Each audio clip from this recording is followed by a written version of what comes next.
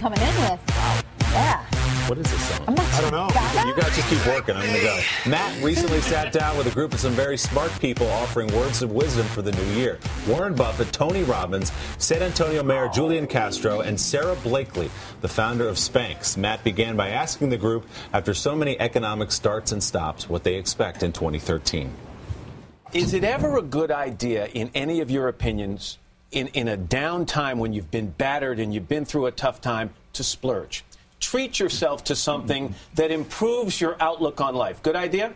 Well, maybe occasionally, sure. But splurge means that you do it once in a blue moon, not, folks that don't save, that spend their money in ways that they shouldn't. Matt, the best investment you can always make is in yourself. I took a Dale Carnegie course. Say that again.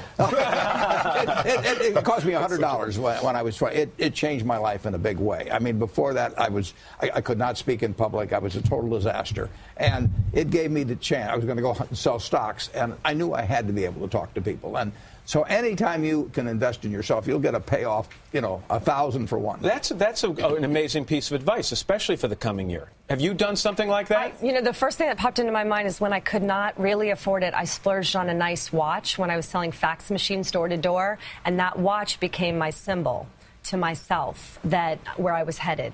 And it was just something I made a decision to do. I still have the watch. So inspiration. You needed inspiration. inspiration. That was inspiration for me, but it was also the belief in myself, like, I'm going to get there. I mentioned that you're all successful. You're all self-made, all right?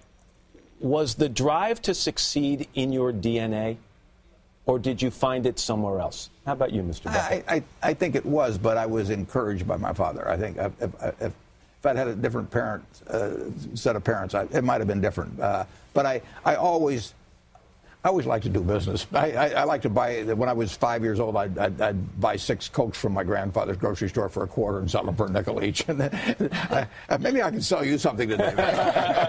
Tony, is it in your DNA? Caring about people did. I think circumstances of pain made me look for answers. I wasn't a popular kid. I loved people. But I was a kid that would go bake cookies, believe it or not, as a guy and take them to the grocery store and take care of the people. I was the oldest of 3 and had a lot of responsibility. But it made me want to find answers, like what makes the difference in people's lives, and I became obsessed with it. Sarah? For me, I think it's part DNA and then part circumstance. There were events that happened in my life that I think catapulted me even stronger into wanting to be self-independent financially. And as a woman, I've always had such gratitude for being a woman in America. I feel like that was part of my lotto ticket that I had no control over, and I'm grateful for it every day. And so, the people that have worked so hard to give me the opportunity in this country, that's exciting for me.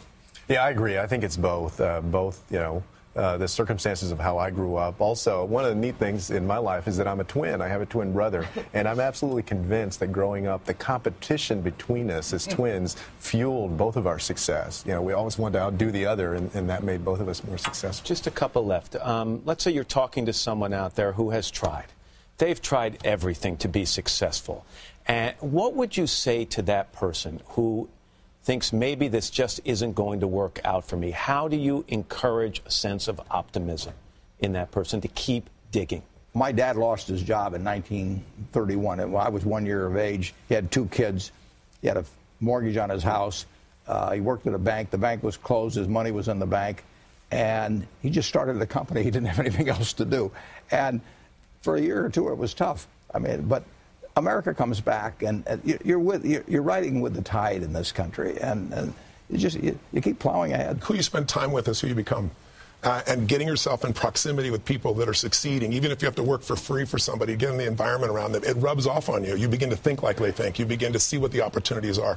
One of the challenges in our country is when people are really doing poorly, we put them together in an environment when other people are doing poorly, and we wonder why they don't get better. For me, I, at a very rough time in my life, sat down and became very specific about writing down, what am I good at? What do I know how to do? And one of the things on my list was sales, and I'd been selling fax machines door to door. And then I said, I wrote down the words, I want to come up with an idea I can send to millions of people, sell to millions of people. So I was very specific. So I would tell these people, what do you want? Take the time to sit with yourself and be specific and ask for it, and then your life will start filling in the blanks.